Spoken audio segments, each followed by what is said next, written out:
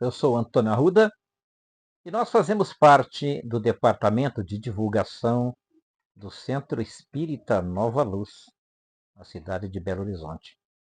E estamos avançando com o nosso estudo do livro O Principiante Espírita. No nosso último vídeo, nós falamos sobre os espíritos, a sua natureza, a interação deles, espíritos desencarnados, conosco, conceituações acerca de alma e espírito. E hoje nós vamos avançar nessa temática. No item 18 do livro O Principiante Espírita, nós vemos aqui alguns conceitos que nos fazem entender exatamente a forma, o meio e os mecanismos de interação entre os espíritos desencarnados, ou seja, aquelas pessoas que, entre aspas, e bem entre aspas mesmo, morreram, porque a morte não existe, e nós que estamos, entre aspas de novo, vivos, porque vivos todos nós estaremos.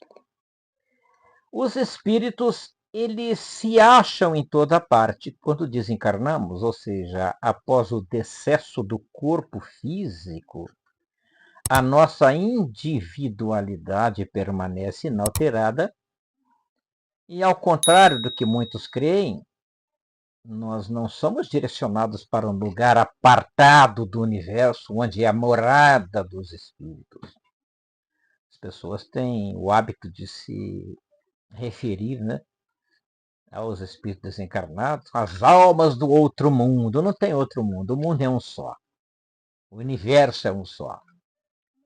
E eles não estão apartados, separados, em nenhum lugar especialmente preparado para os espíritos. Eles estão em toda parte.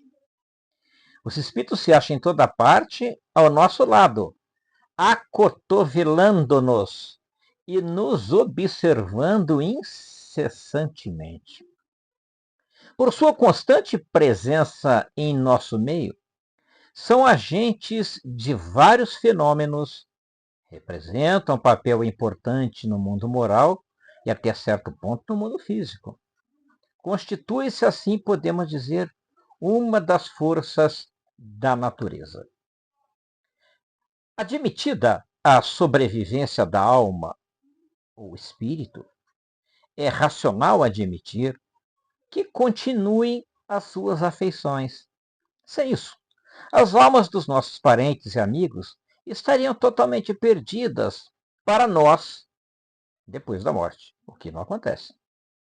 E como os espíritos podem ir a toda parte, é também racional admitir que os que nos amaram durante a vida terrena ainda nos amem depois de mortos, entre aspas, de novo os mortos.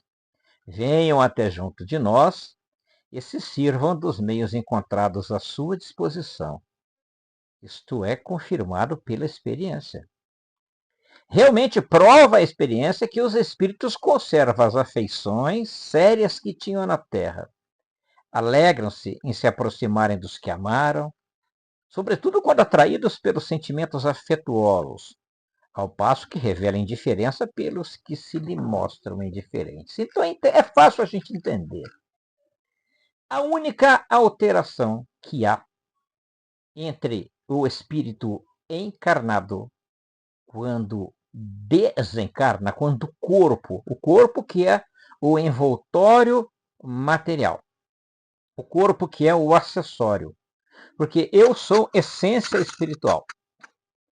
Inclusive, é até inadequado eu me referir ao meu espírito como algo que me pertence. Ao meu espírito. Não, não tenho meu espírito.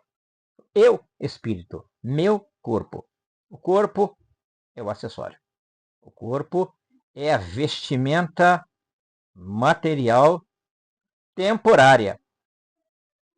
Vai nos servir durante o tempo que for necessário para o nosso processo de experimentações na matéria, uma vez que ele não mais reúna as condições mínimas necessárias para animar a mim, espírito, esse corpo se vai. Mas eu continuo sendo eu, com todas as minhas características. Quando o corpo vai para a sepultura, eu continuo sendo eu, amando aqueles que eu amo, não amando tanto assim aqueles com os quais eu sinto dificuldade de me afinar, de me entender. Eu vou continuar sentindo desejos, saudades. Durante os primeiros momentos do desencarne, a espiritualidade amiga nos informa que quanto mais apegados à matéria, a vícios, apegos mesmo de toda ordem, a gente tiver, mais dificuldade a gente tem nessa fase de transição, quando volta para o plano espiritual. Mas vai chegar o momento em que a gente vai deixar de lado toda a questão material e vamos estar realmente mais equilibrados na pátria espiritual, na erraticidade, que é o ponto onde fica, que é o local onde nós ficamos na espiritualidade aguardando uma própria reencarnação. Mas nós interagimos o tempo todo com aqueles que ficam na matéria, através do pensamento. Então é fácil a gente perceber isso, por exemplo, quando o corpo está adormecido e a gente tem encontros com os nossos entes queridos desencarnados. No outro dia fica aquela lembrança que foi um sonho, mas foi tão real que não parecia um sonho. Não é que foi tão real. Foi real, porque enquanto o corpo estava ali adormecido, pelo processo de desdobramento, os laços que prendem ao corpo são afrouxados e na espiritualidade eu me encontro com aqueles espíritos que já não têm o corpo de carne, numa igual condição, espírito para espírito. Portanto, continuamos nós mesmos, com toda a nossa individualidade. Céu, inferno, purgatório, são formas de expressão, são figuras de linguagem para expressar estados de espírito, e não um local definido físico, onde é o céu, o inferno, o purgatório. O céu, o inferno, o purgatório estão dentro de nós, são estados de espírito. O fim do espiritismo, a finalidade, o objetivo do espiritismo é demonstrar e estudar a manifestação dos espíritos, as suas faculdades, a sua situação feliz ou infeliz, o seu porvir, ou seja, o seu futuro. Numa palavra, a sua finalidade, a finalidade do Espiritismo, é o conhecimento do mundo espiritual. E conhecendo, entendendo, a gente vai encontrar a liberdade. Não é isso? Conhecereis a verdade e a verdade vos libertará. A fé raciocinada é a fé libertadora de consciência, que nos tira do aprisionamento do dogma, do misticismo, do fanatismo e das fantasias que ainda cercam a mente dos encarnados. E desencarnados também. Então, quanto mais conhecemos acerca dessas verdades que libertam, através da doutrina da fé raciocinada, que é o Espiritismo, mas mais nós nos aproximamos da nossa situação de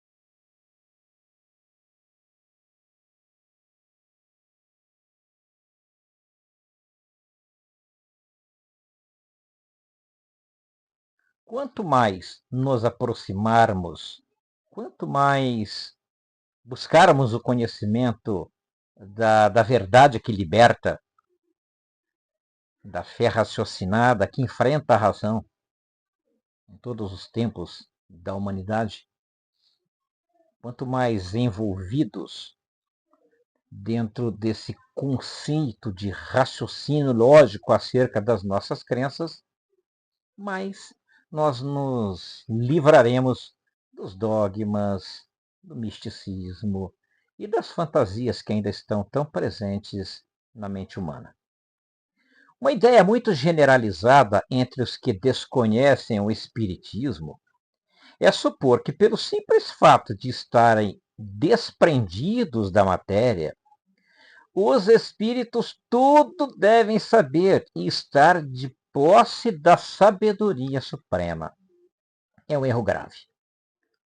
Não passando de alma dos homens, os espíritos não adquirem a perfeição ao deixar o envoltório terreno, ou seja, ninguém vira santo quando desencarna, quando morre, não. Seu progresso só se faz paulatinamente, ou seja, gradativamente, à medida que se despojam de suas imperfeições e conquistam os conhecimentos que lhe faltam. Então, as pessoas têm essa ilusão, porque a pessoa desencarnou, retornou ao plano espiritual, não tem o corpo, pronto, já sabe de tudo, já entende de tudo, são capazes de ver presente, passado, futuro, e se tornam sábios, santos de um dia para a noite. Isso é um grande erro, não se pode admitir que isso seja verdade.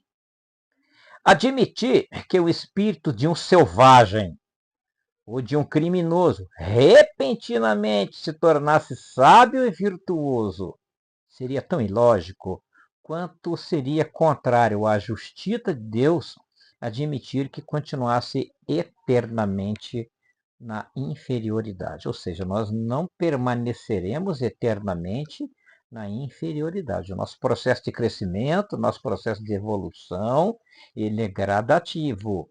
E nós não retrogradamos, não voltamos para trás, como podemos dizer.